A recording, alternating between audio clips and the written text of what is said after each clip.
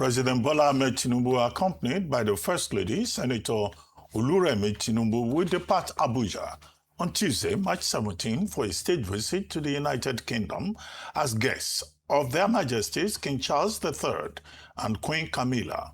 King Charles will host President Tinubu and his wife at Windsor Castle from Wednesday, March 18 to Thursday, March 19. The state visit is the first by a Nigerian leader in 37 years. President Tinubu is also the first Nigerian leader to be hosted by the British monarch at Windsor Castle. Joining us on this show to discuss and preview this historic visit by President Tinubu is Professor Ehosa Osage, Director General of the Nigerian Institute of International Affairs, NIIA. Good morning, Prof, and thank you for joining us. Thank you, Ruben Abati and the crew. Thank you. Well, Prof, I'm surprised that you are in town. I mean, we have the every other person, the DG, NIA, the National Security Advisor, so many ministers, and they left you behind? Okay, some people should stay at home. Anyway, Prof, very quickly. But I thought, Dr. Abati, that I heard you say much earlier that we all cannot be in London. You were actually asking the president to cut the size of his delegation. So some of us have to be here, and that's just as well. Yeah. Okay, fair enough. But Prof, how significant is this visit? Some people have said it's historic, it's symbolic, but at the same time, there will be bilateral discussions between the UK as government and Nigeria, apart from the other details about trade, immigration, and cultural relations between those the two countries. What do you think Nigeria should prioritize beyond the banquet, the ceremony, the color, the pomp of the visit? Well, thank you. The world is in such a fast-paced transition. Some call it turbulence, some call it uncertainty, unpredictability. The world is, in the throes of a new world order. And so this is the time to consolidate on the very strong pillars that countries have. This is the time to reassure ourselves, that we are on solid ground with very close allies and strong friends. You have said it all. Nigeria has very strong historical ties with the United Kingdom. And this is the time for friends and allies and partners to identify with each other. So this is coming at a time when the world is changing so fast, and we need to recalibrate and reassure ourselves that we still have those strong pillars. The UK is a strong pillar for Nigeria, just as Nigeria is a strong pillar for the United Kingdom. And therefore, you can understand, that even as things change, we need to expand the scope of our relations. And you have identified them. They've been enumerated. We have strong cultural ties.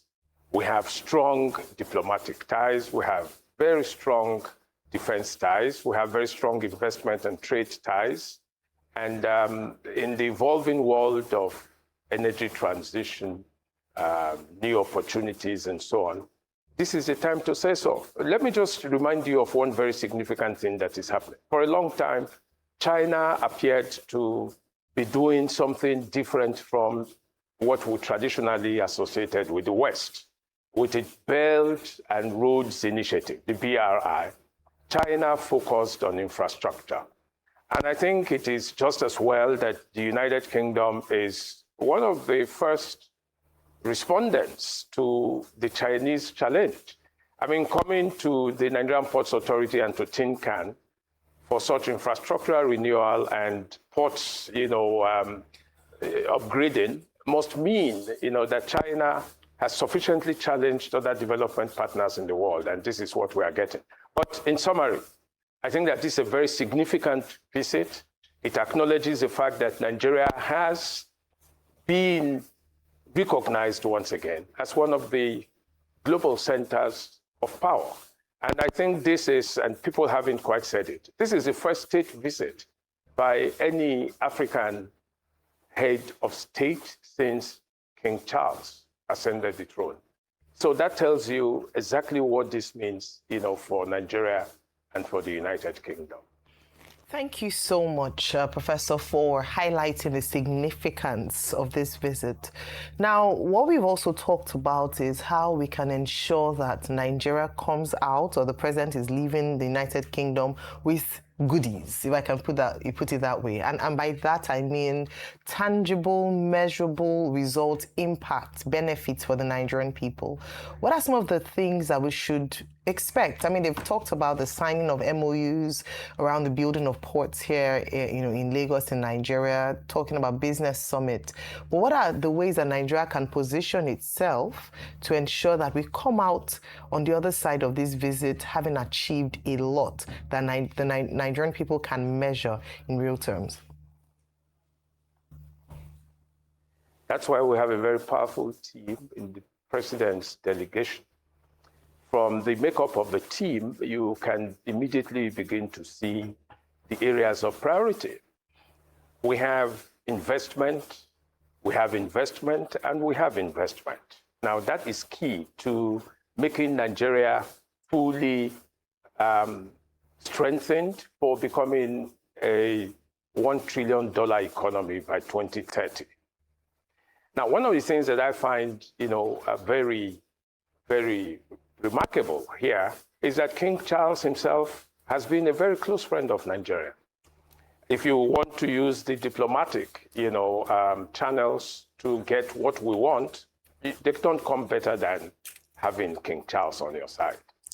The last time he was in Nigeria with Queen Camilla was in 2018. And before then, he had come. He's been very strong on conservation matters before becoming king. And he has very close friends, in Nigeria. And before this state visit, our president had also had an official visit to King Charles. I think it was last year or the year before. Now, so this is a strong diplomatic platform, that we have. What do we expect? At this point, Nigeria recognizes that we need a great deal of partnership. We need a great deal of collaboration with our friends across the world. And the UK is one such friend. We have the problems that we have. We need to have a productive economy. We need to boost our economic productivity. So that makes investment and trade very central. Now, at this time, we are talking to the United Kingdom about the several opportunities. Nigeria has been in the throes of economic reforms, including the ease of doing business. Even the foreign investors acknowledge the very wonderful steps that have been taken. And you say, how can those things translate into tangible benefits? Now, the point about diplomatic relations is precisely that you first begin with those bargains and the negotiations, and then you reach agreements. Whether the agreements are called MOUs or whatever, then you have a basis for then moving forward. So I think the first thing is to have those agreements, and then we can begin to actualize them. The point about the Nigerian delegation is just simply to say these are the priority areas. Take defense, for instance. Again, it's very significant, that the Nigerian military over the years, since colonial times, has been one of the strongest allies of the British military. Many of our officers have been trained in Sandhurst and other military academies. The British have been very strong in our defense sector. And at this time of, massive insecurity in the country, it is the time to reenact and to expand the scope that Nigeria and the UK have had over the years for such collaborations. And if you look at our investment climate, now we have fintech, we have AI, we have a young population, very bustling population, very resilient and very intelligent population. The UK already has a feel of that Nigerianness, and these are opportunities on offer. It's one of the things that we also find is the creative economy. Many of our young people have held the UK by storm. And in sports, I mean, I don't think there's any major team in the United Kingdom that doesn't have a Nigerian player. If you look at the English national team, it's a Nigerian team written large. So all of these things give us the basis for the kinds of bargains that we would have. So I'm sure that, now more than ever before, on matters of defense, matters of immigration, matters of investment, matters of infrastructure, and such forms of support and defense and security, we must first have the agreements, and then we'll go to actualizing them. Okay. Thank you, and good to see you again, sir. I want to talk about something very important and very dear to me, that is away from the fanfare and the pageantry. On the 5th of February, 2026, an Enugu State High Court ordered the British government to pay £420 million in compensation to the families of 21 miners killed during the 1949 Ivor Valley massacre. This same Britain we're going to today set up a Fitzgerald Commission that lied against those people in the Ivor Valley massacre. And if we remember historically, it was things like the Ivor Valley massacre that made the push for independence more apparent. The independence we enjoy today was based on the blood shed by these people that are asking for compensation and apology by the British today. Is it a great time to bring up this conversation and also bring up the conversation of reparation? Well, yes, reparations would never go away. I mean, the other day we were looking at the history of slavery and slave trade, and the kinds of, very fortunate losses that we have had as an African continent, as Nigeria, and so on. So reparations will never go away. But I think over the years, the moral and ethical considerations that have led countries like the United Kingdom to offer apologies, over the kinds of things that they have done. We remember the case of the Mau Mau revolts in Kenya, and I think those apologies were offered. Now, the significance of this court ruling is actually to say that here we are. Those losses, those historical losses, cannot, be swept under the carpet. So it's there, and I expect that, at some point, if not now, at some point, those kinds of issues, would come to the board, and they have to be dealt with. The point is about retributive justice. We need to redeem, those losses from the past, and reenact forms of justice. Independence is one thing, but the costs, the huge sacrifices that went into independence not only have to be acknowledged, but they also have to be compensated. And I think that that's one of the right ways to go. But whether that should feature on this visit, I am not so sure. I think that, at some point, because the legal procedure is already well underway, it is something that we can expect would follow through. Well, Prof, very quickly, in diplomacy, there's also the personal element. How much of it is in this visit by the president? A man who grew up in Aroiloya, Ibadan, Agarawu, went on exile to Britain during that crisis in Nigeria. And now from the city boy is being hosted at the palace. How much of that personal diplomacy can we extract from this? And then, of course, we're going towards election season in Nigeria. Would this also rub off on the prospects of the president getting a second term? I think that one way to look at this is to look at the profile of all the leaders that we've had in the country.